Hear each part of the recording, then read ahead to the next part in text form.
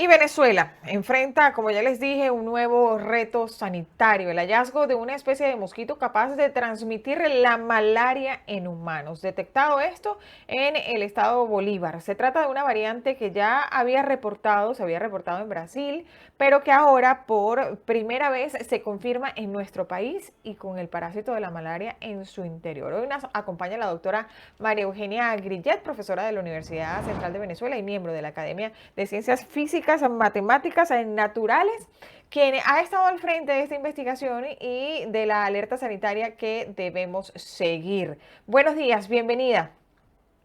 Hola, buenos días, Laura, ¿cómo estás? A ver, aunque la malaria había logrado reducirse en muchas regiones del mundo, inclusive, en Venezuela estamos viendo un repunte al punto de detectar una nueva especie de mosquito capaz de transmitirla. ¿Cómo explicar, doctora, que a estas alturas la malaria sigue siendo un problema tan grave en el país? ¿Qué factores han contribuido a su regreso con tanta fuerza? Sí, bueno, en primer lugar, la malaria ahorita en nuestro continente, América, es un problema tanto en Venezuela como en Brasil y en Colombia. Son los tres países del área, y dentro de esos tres países, el área amazónica la que reporta más casos de malaria. Sí, nosotros venimos de un repunte muy importante desde el año 2016, aunque desde la pandemia ha disminuido, puesto que el programa, digamos, de control de malaria en Venezuela ha recibido financiamiento de ayuda externa, ¿no? Para el control de esta. ¿Cuál es el problema en Venezuela? Que la malaria está concentrada principalmente en el área minera, al sur, en el Sí. estado Bolívar. Esta minería deforesta, genera, digamos, nuevos nichos o hábitats para estas especies de mosquitos que son los transmisores del parásito Plasmodium, el causante de la malaria, y es esas transformaciones ambientales las que están promoviendo cambios, como por ejemplo nuevas especies teniendo un nuevo rol, y eso es un poco lo que estamos encontrando nosotros, ¿eh? En nuestro estudio. El estudio detecta justamente que esta especie es más abundante en épocas de baja precipitación, ¿no? A diferencia de otros vectores. ¿Qué se debe hacer en estos casos para el control de la malaria y cómo debe actuar la gente para, pues, no contagiarse? Claro, claro. La malaria normalmente se trata, hay medicamentos afortunadamente, es decir, lo bueno de la malaria es que se detecta a tiempo, se puede tratar. Y eso es un poco la base de todos los tratamientos de malaria, de control de malaria en Sudamérica. Ahora bien, con respecto al vector, la idea es tratar de evitar las picadas del mosquito que pica de noche.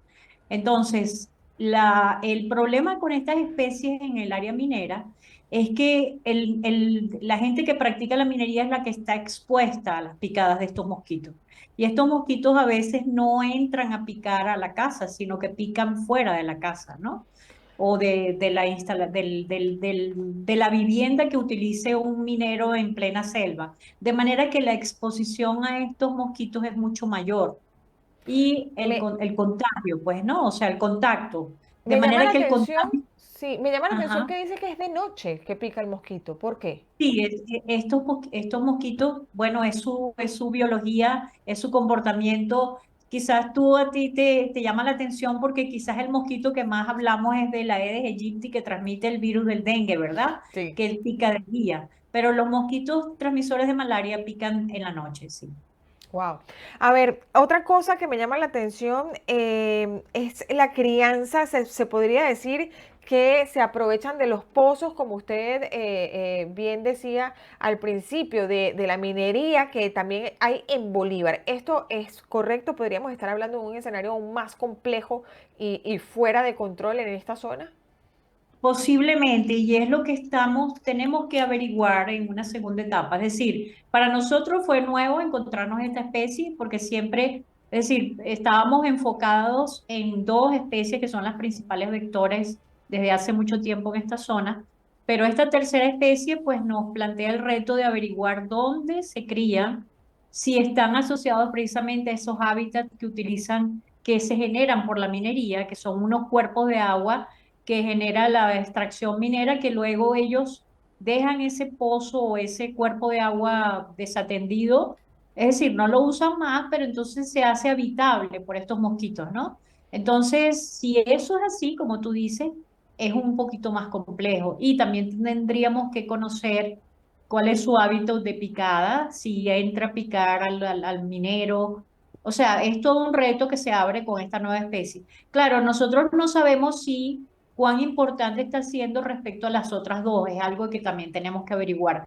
Pero lo que llamamos la atención es que debemos abrir nuestro foco sobre nuevas especies que puedan tener un nuevo rol, insisto, producto de la deforestación generada por la minería. Esos cambios ambientales están generando cambios en la diversidad de las especies de mosquitos que viven en estas zonas en el Amazonas. Ahora, la biodiversidad también de estos vectores de malaria en la Amazonia venezolana está subestimada, podríamos decirlo, porque no se ha investigado, digamos, a fondo este aspecto y cómo puede afectar la meta de eliminar la malaria de una vez por todas en Venezuela. Eso es muy importante, Laura, lo que estás comentando, porque precisamente cómo llegamos a la identificación de esta nueva especie a través del uso de biología molecular, de técnicas de laboratorio un poquito Sí. más sofisticadas, de manera tal que lamentablemente estas especies de mosquitos tienen, a veces no pueden ser identificadas por su morfología. Entonces hay que utilizar estas técnicas. Claro, esas técnicas son muy costosas.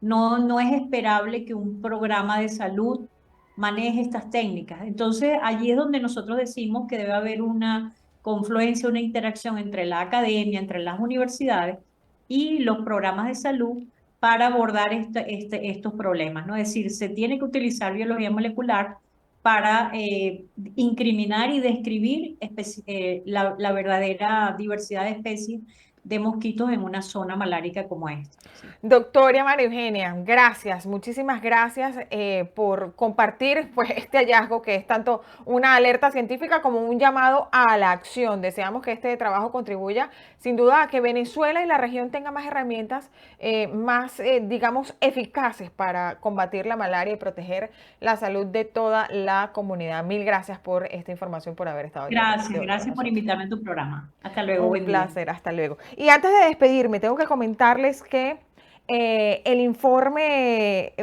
de la Misión Internacional Independiente de la ONU sobre Venezuela concluye que la represión desatada tras las elecciones presidenciales de 2024 no solo continuó en 2025, sino que se agravó, consolidando un patrón de persecución política sistemática. La misión documentó al menos 30 muertes atribuibles a la represión, 25 durante las protestas y 5 bajo custodia estatal. Además, reveló que decenas de detenidos, entre ellos mujeres, adolescentes y extranjeros, fueron sometidos a tortura, aislamiento prolongado, violencia sexual y desapariciones forzadas. El organismo asegura que estas prácticas configuran crímenes de lesa humanidad dirigidos a aniquilar a la disidencia política. Con ello, se confirma que Venezuela atraviesa una de las crisis de derechos humanos más graves y prolongadas de la región. Así lo detalla este informe de la Misión Internacional Independiente de la ONU sobre Venezuela, que hace esta conclusión sobre la represión desatada tras las elecciones presidenciales del 2024 y que continuó en el año 2025, incluso agravándose. Dicho esto, yo me despido. Será hasta el lunes. Que tengan un feliz viernes, pero sobre todo también el mejor fin de semana posible. Gracias por su sintonía. Continúe aquí pegadito a toda la programación que tiene BPI TV preparada para todos ustedes y nos vemos el lunes. Yo soy Laura Artal y me despido. Chao, chao.